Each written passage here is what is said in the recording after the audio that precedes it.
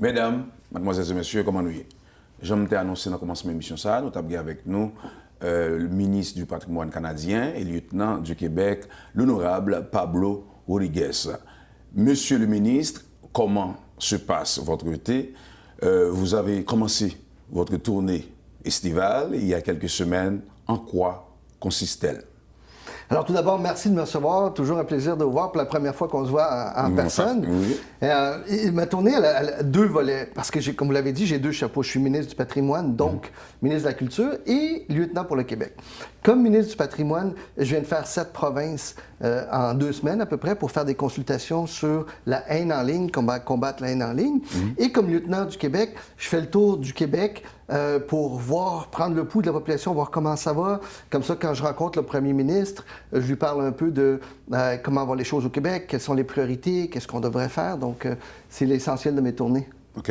Et dans le cadre de votre rôle de ministre du patrimoine canadien, nous constatons également que vous avez été dans différentes provinces du Canada pour des tables rondes. De quoi avez-vous discuté? Beaucoup de la question de la haine en ligne. Vous savez, vous, moi, tout le monde, on est confronté à des choses qu'on ne devrait pas voir en ligne. Il y a beaucoup de haine, il y a du racisme, la discrimination, du sexisme, de la violence, l'incitation à la violence, des images qui sont partagées de façon non consensuelle, l'exploitation d'enfants. Il y a des choses épouvantables. Et moi, ce que je dis aux plateformes, c'est vous avez une responsabilité de travailler avec nous pour que ça cesse.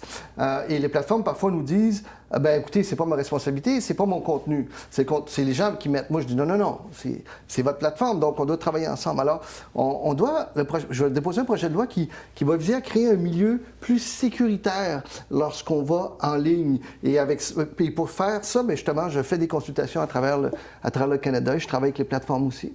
La troisième question, c'est que la dernière fois que nous nous sommes entretenus, nous avions discuté de votre projet de loi en ligne, et C-11. Quel est l'état d'avancement de ce projet de loi? Et pouvez-vous nous en dire plus, les prochaines étapes que vous allez faire? Oui, C11, je me souviens, on en avait discuté ensemble. C11, c'est un projet qui est très simple, qui demande, vous savez, la façon dont on produit la culture, la façon dont on consomme la culture a changé. Un téléphone cellulaire, aujourd'hui, ça devient une télévision, on regarde des films, ou ça peut devenir aussi une caméra où on peut tourner des trucs. Donc, tout change, on doit s'adapter, et moi, je demande aux streamers, les gros joueurs, les Netflix, les Disney, Amazon Prime, de contribuer à la culture canadienne. Donc, d'investir ici pour qu'il y ait plus d'argent pour les productions de chez nous. Alors, c'est simplement ça. Demander aux streamers de contribuer à la culture canadienne. Il va y avoir beaucoup plus d'argent dans le système pour bénéficier à l'ensemble des producteurs de notre contenu. Ça peut très bien bénéficier aussi à des endroits comme ici, télévision. Nous avons entendu parler récemment du chemin Roxane et des demandeurs d'asile au Québec. Nous savons que le Bloc et les conservateurs demandent sa fermeture définitive. Quelle est votre position là-dessus? Oui, c'est un défi important, la question. Mais il faut regarder ça d'un plan humain. Les conservateurs, le Bloc veut faire de la petite politique là-dessus. Mais fermer comme ça la solution, l'entrée du chemin Roxham, c'est pas une solution en soi. Le Canada a 9 millions de kilomètres de frontières avec les Américains. Alors, si les gens ne viennent pas par Roxham, ils vont passer ailleurs, souvent dans des conditions difficiles, non sécuritaires. On a vu des drames qui sont survenus dans l'Ouest canadien où des gens sont morts de froid en essayant de traverser. Alors, il faut essayer de garder un plus grand contrôle, de regarder ça avec un visage humain aussi. On comprend les défis que ça représente pour nous comme gouvernement. Pour le Québec aussi, on travaille avec eux.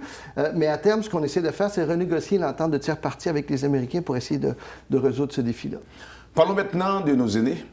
Nous vous avons vu la semaine dernière avec la ministre Calma faire de l'annonce de l'augmentation de la pension, de la sécurité, de la vieillesse. Pouvez-vous nous dire plus? Oui, enfin, nous étions engagés et on respecte notre promesse d'augmenter les revenus de retraite pour les gens de 75 ans et plus. Okay. Donc, on le fait. Ça vient de commencer. Les chèques arrivent à partir du 27 juillet, donc cette semaine. Pourquoi 75 ans et plus? Parce qu'on s'est rendu compte que, évidemment, plus que nos aînés sont vus, plus que souvent ils se retrouvent seuls. C'est le cas d'une majorité de femmes. Plus que les coûts en termes de santé augmentent. Plus que les économies qu'ils avaient à partir de la retraite diminuent aussi. Donc, on donne un coup de pouce aux aînés de 75 ans et plus. Mais en même temps, on regarde actuellement la possibilité d'augmenter le supplément de revenu garanti. Ça, c'est des sommes qui vont à des aînés les moins fortunés. À partir de 65 ans et plus, donc 500 $ de plus par aîné seul ou 750 de plus par couple. Vous étiez avec le premier ministre du Canada. Je suis souvent avec le premier ministre du Canada. Souvent, oui, c'est ça. Et en me concernant, comme je dis, vous étiez avec lui, M. Justin Trudeau, cette semaine pour la visite papale. Et comment cela s'est-il passé, d'après vous? Cette visite était-elle importante? Oui, c'était une visite extrêmement importante, je dirais, surtout pour nos peuples autochtones, pour nos Premières Nations, pour les Métis, pour les Inuits, parce que de grandes souffrances ont été vécues.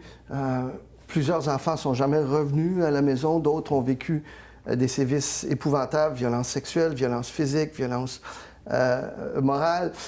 Donc, c'était important que l'Église offre ses excuses et dans ce sens-là, la venue du pape, qui est le chef spirituel et le chef tout court de l'Église catholique, c'est important qu'il puisse présenter des excuses. Ce qu'il a fait, ça fait partie du processus de guérison, de réconciliation. Évidemment, c'est propre à chacun, chaque membre des peuples autochtones de voir comment il reçoit ses excuses, mais je pense que c'est une étape importante pour la réconciliation. Il y a une question que je ne suis pas dire une fan, mais elle vous suit beaucoup. Elle m'avait dit de vous en parler concernant une équipe basketball à Montréal. C'est comme, je sais maintenant, vous ne faites pas partie de l'équipe, à partir du sport, mais avant, vous étiez comme le ministre du Patrimoine. C'est pas mélangeant, quoi.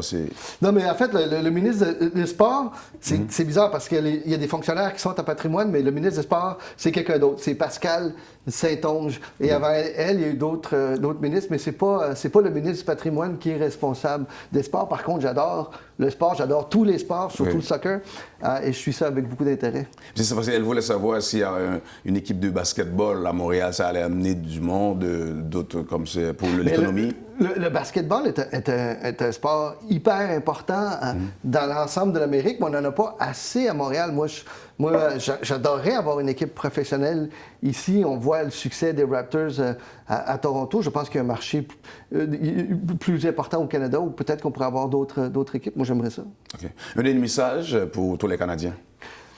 Bien, écoutez, on sort graduellement d'une pandémie qui était rough. Elle a été vraiment rough. Elle continue d'être rough. Et je vous dis, on s'accroche comme individu, on s'accroche comme société. C'est pas facile, mais la seule façon de s'en sortir, c'est ensemble. Merci, M. le ministre.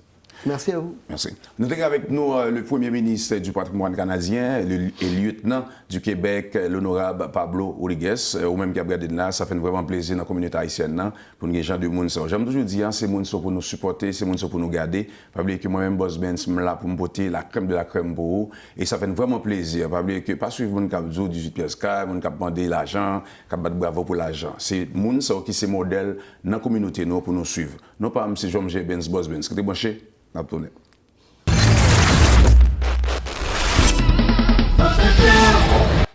Bonjour, ici Franz Benjamin, député de Viau du Parti libéral du Québec. Vous regardez ici Boss Ben's Show.